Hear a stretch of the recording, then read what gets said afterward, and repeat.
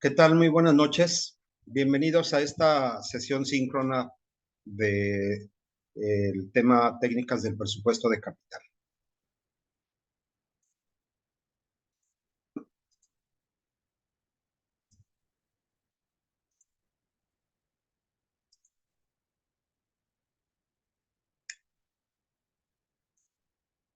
Bueno, las inversiones a largo plazo, sabemos nosotros que representan salidas considerables de dinero que hacen las empresas cuando toman algún curso de acción. Por esta razón, por esas salidas considerables de dinero, las compañías necesitan procedimientos para analizar y seleccionar las inversiones a largo plazo. La elaboración del presupuesto de capital es el proceso de evaluación y selección de las inversiones a largo plazo que son congruentes con la meta de la maximización de la riqueza de los dueños de la empresa. Es decir, solamente aquellas que beneficien a la empresa son aquellas que se van a elegir como aceptables. ¿De acuerdo a qué? Al proceso de evaluación que se va a desarrollar sobre cada una de ellas. Las compañías normalmente hacen diversas inversiones a largo plazo, pero la más común es la inversión en activos fijos, maquinaria, equipo, la cual incluye propiedades y terrenos también. Estos activos normalmente se conocen como activos productivos y generalmente sientan las bases para la capacidad de ganar fuerza y valor en las empresas. La inversión de capital es un desembolso de fondos que realiza la firma, del cual se espera que genere beneficios durante un periodo determinado, generalmente en un año. Una inversión operativa es un desembolso de fondos que produce beneficios dentro del plazo de un año. Cuando nosotros hablamos de inversión de capital, hablamos de periodos mayores a un año. Inversiones operativas, inversiones a corto plazo o menores de un año. Las compañías hacen inversiones de capital por muchas razones. Los motivos fundamentales de las inversiones de capital son la expansión de operaciones, la sustitución o renovación de activos fijos, o la obtención de algún otro beneficio menos tangible durante un periodo largo de tiempo. Vamos a ver hoy los pasos del proceso de elaboración del presupuesto de capital.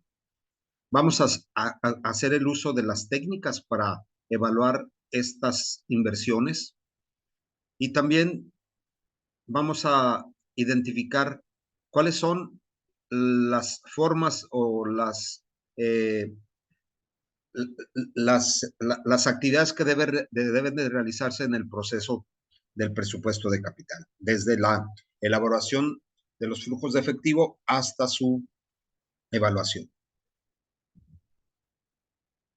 La elaboración de propuestas, que sería el primer paso, ¿no? Para elaborar un presupuesto de capital, es decir, hacer una inversión. Bueno, pues proponer proyectos nuevos. Ese es el primer paso. El segundo es revisarlos. El gerente financiero realiza revisiones, análisis formales de la evaluación para evaluar las ventajas de las propuestas de inversión. Ya después de que se haga eso, que es lo que nosotros vamos a realizar, se toma la decisión, ¿verdad? Si se realiza o no se realiza la inversión. El cuarto paso es implementar ese proyecto de inversión ya evaluado y autorizado. Y por último, el quinto paso sería el seguimiento, ¿verdad? Darle seguimiento a los resultados, al comportamiento del desarrollo del proyecto realizado y ver si se está cumpliendo con lo planteado o hay que hacer alguna acción que vaya a tener que realizarse para lograr los objetivos. Existen dos tipos de proyectos, ¿verdad? Independientes y mutuamente excluyentes. Los proyectos independientes son aquellos cuyos flujos de efectivo, vamos a hablar luego de lo que son los flujos de efectivo, no están relacionados entre sí. La aprobación de un proyecto no impide que los otros se sigan tomando en cuenta, ¿verdad? Por ejemplo, ampliar el proceso de producción o implementar un nuevo proceso de producción y desarrollar un nuevo producto. Uno no está determinado por el otro, ¿sí? Son proyectos totalmente independientes o no relacionados. Sin embargo, hay proyectos mutuamente excluyentes. Son aquellos que tienen el mismo objetivo y por lo tanto compiten entre sí.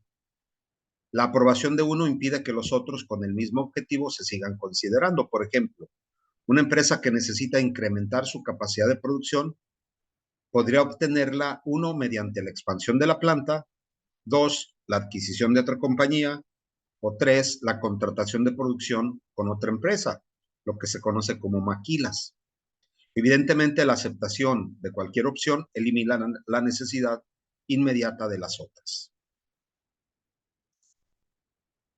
Existen también lo que nosotros conocemos como fondos ilimitados contra racionamiento de capital, ¿verdad? Puede haber proyectos donde los fondos no tienen límite. Sin embargo, hay muchas empresas que sí están limitados estos, ¿no? La disponibilidad de fondos para inversiones de capital afecta las decisiones de la empresa. Una compañía con fondos ilimitados para inversiones, si puede recaudar el dinero que sea necesario a través de préstamos o de la emisión de acciones, la toma de decisiones relacionadas con el presupuesto de capital es bastante sencilla. Se aceptan todos los proyectos independientes que ofrezcan un rendimiento adecuado. Es decir, no vamos nosotros a escatimar en la realización e implementación de proyectos. Sin embargo, las empresas normalmente operan con racionamiento de capital, es decir, hay fondos limitados. Esto significa que solo se tiene una cantidad determinada de dinero disponible para inversiones de capital y que muchos proyectos compiten por ese dinero. Entonces habrá que seleccionar el de mayor rendimiento posible. Existen enfoques de aceptación-rechazo y otro enfoque que llamado clasificación. Es decir, nosotros podemos aceptar un proyecto y rechazar otro, o bien puede ser que se haga una clasificación o jerarquización de proyectos, desde el mejor, ¿sí? Ir descendiendo hasta los menos rentables o los menos aceptados, ¿sí? ¿Cuáles son las técnicas de presupuesto de capital? Es decir, nosotros vamos a realizar el análisis para la evaluación de proyectos, ya sean mutuamente excluyentes, ya sean independientes, ya haya racionamiento de capital, o sea, fondos ilimitados, ¿sí? Vamos a hacer una aceptación-rechazo o vamos a clasificar o a jerarquizar proyectos. Bueno, pues lo tenemos que hacer a través de ciertas técnicas, ¿verdad? O ciertas herramientas útiles para alcanzar esos objetivos. El primero de ellos es el que se conoce como periodo de recuperación de la inversión. Es el tiempo requerido para que una compañía recupere su inversión inicial en un proyecto, calculado a partir de las entradas de efectivo. En el caso de una anualidad, como el proyecto A de Bennett Company que aparece en el libro de texto, el periodo de recuperación de la inversión se calcula dividiendo la inversión inicial entre la entrada de efectivo anual. Es decir, vamos a saber cuánto vamos a invertir o debemos de saber cuánto vamos a invertir en un proyecto, cuál es el costo de inversión de ese proyecto y cuántos flujos de efectivo nos va a arrojar a lo largo del tiempo. Si nosotros sumamos los flujos de efectivo a lo largo del tiempo y encontramos que después de cierto periodo recuperamos la inversión realizada, encontramos el periodo de recuperación de la inversión. Por ejemplo, si yo tengo un proyecto de inversión de 1,000,000 de pesos y los flujos de efectivo del primer año son de 400,000, los del segundo año 400,000 y los del tercer año 400,000. Quiere decir que yo estoy recuperando el 1,000,000 de pesos el primer año, el segundo año, que ya son 800,000, y la mitad del tercer año, que serían los otros 200,000. Entonces, este periodo de recuperación sería de 2 años y medio.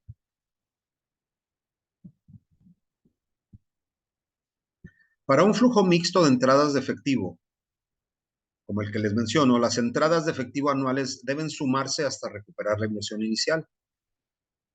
Aunque su uso es muy difundido, el periodo de recuperación se considera por lo general una técnica muy rudimentaria o simple, puesto que no considera el valor del dinero a través del tiempo.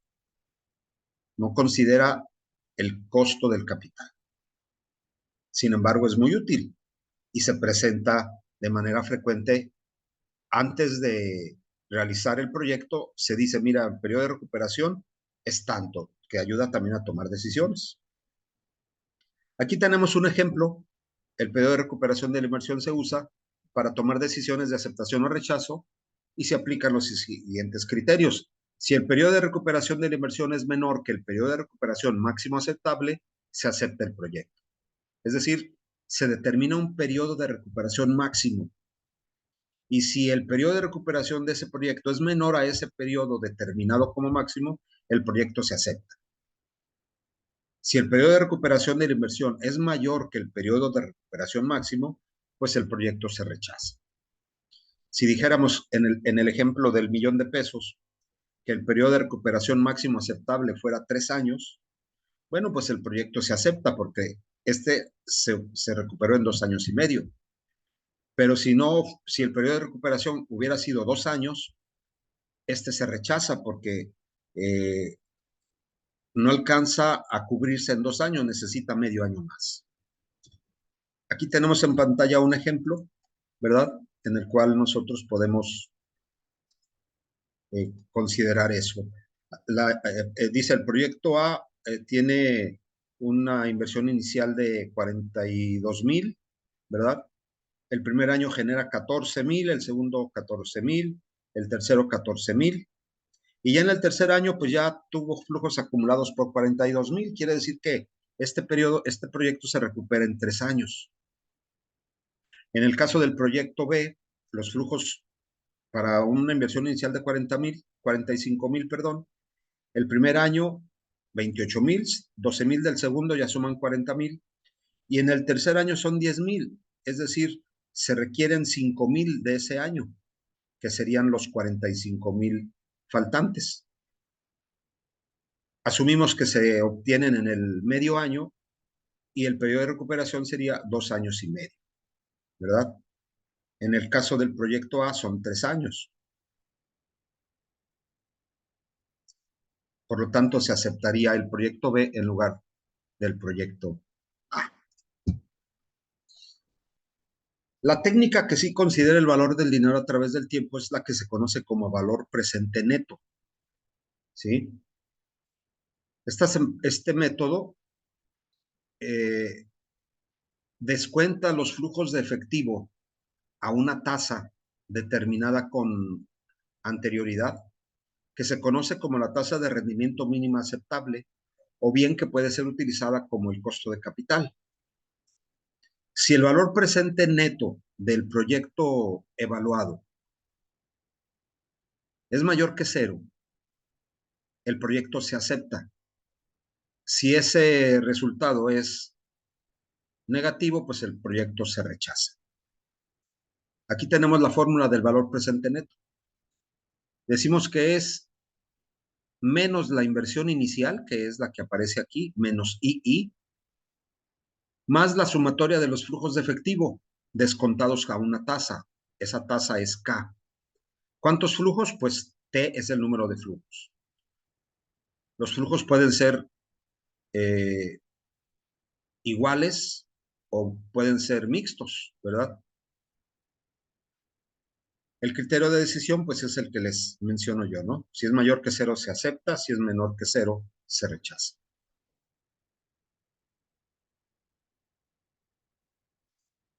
Para el valor presente neto existe una variación que se conoce como el índice de rentabilidad. Para un proyecto que tiene una salida inicial de efectivo seguida de entradas de efectivo, El índice de rentabilidad simplemente es igual al valor presente de las entradas de efectivo dividido entre las salidas de efectivo, lo cual pues me va a dar un índice, ¿verdad? Siempre y cuando este índice sea mayor que 1, pues el proyecto se acepta. Si el índice es menor que 1, es decir, fracción de 1, pues el proyecto se rechaza. ¿Sí? Si yo divido 100 entre 90, pues va a ser 100 entre 90 es mayor que 1. Pero si divido 90 entre 100, va a ser 0.90. Es menor que 1, por lo tanto, se rechaza. El valor económico agregado, conocido como EVA, por sus siglas en inglés. Este es una variación del valor presente neto. Aquí tenemos nosotros el cálculo del EVA, es decir, el flujo de efectivo del periodo determinado T, menos el costo de capital del proyecto por la inversión inicial. Si este resultado es mayor que 0, significa que agrega valor a la compañía y se acepta el proyecto. De lo contrario, el proyecto se rechazaría. ¿Sí? Este instrumento es menos usado que el valor presente neto, pero también tiene sus seguidores, ¿verdad? Y por último tenemos la tasa interna de rendimiento, conocida como TIR. Es la tasa de descuento que iguala el valor presente neto de una oportunidad de inversión a 0. Es decir, en el caso, si recuerdan ustedes la fórmula del valor presente neto, es exactamente la misma. La tenemos aquí, ya la asombré. Pero la diferencia está en que en lugar de TIR, en lugar de costo de capital, aquí dice TIR. O en lugar de tasa de rendimiento mínima aceptable, es la TIR. ¿Qué significa esa TIR? Bueno, pues es una tasa que va a permitir que la sumatoria de los flujos descontados y sumados algebraicamente con la inversión inicial me dé 0. La toma de decisión no está en el 0, sino en el valor de la TIR. Es decir, si la TIR es mayor que el costo de capital, el proyecto se acepta. Si la TIR es menor que el costo de capital, el proyecto se rechaza. Estos criterios garantizan que la empresa gane por lo menos su rendimiento requerido. Este resultado debería aumentar el valor de mercado de la empresa y por lo tanto la riqueza de sus dueños. Bueno, resumiendo el tema del día de hoy, las técnicas de elaboración del presupuesto de capital se utilizan para asesorar o informar a la empresa, a los inversionistas, a los desarrolladores de proyectos de inversión acerca de la viabilidad o rentabilidad del proyecto en cuestión.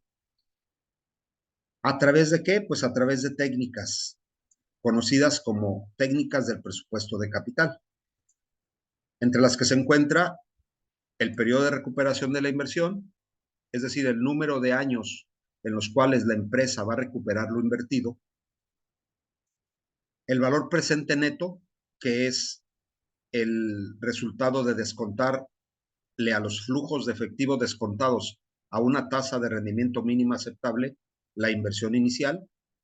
Si ese valor es mayor que 0, el proyecto se acepta. Si es menor que 0, se rechaza. Hay una variación en esa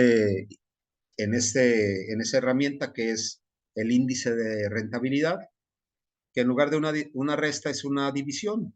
Se divide la sumatoria de los flujos de efectivo descontados sobre la inversión inicial y si este es mayor que 1, el proyecto se acepta. Si es menor que 1, se rechaza. El valor económico agregado, que es el resultado de calcular la diferencia entre los flujos de efectivo y la inversión inicial multiplicada por el costo de capital. Y la última, que es la tasa interna de rendimiento, en la cual nosotros buscamos una tasa tal que permita que los flujos de efectivo descontados a esa tasa y sumada algebraicamente a la inversión inicial, dé como resultado cero. Bien. Hasta aquí tenemos la presentación del tema que corresponde a la próxima semana y que pues forma parte del programa de la materia de Finanzas 2. Agradezco mucho su asistencia y los espero el próximo viernes. Muchísimas gracias. Buenas noches.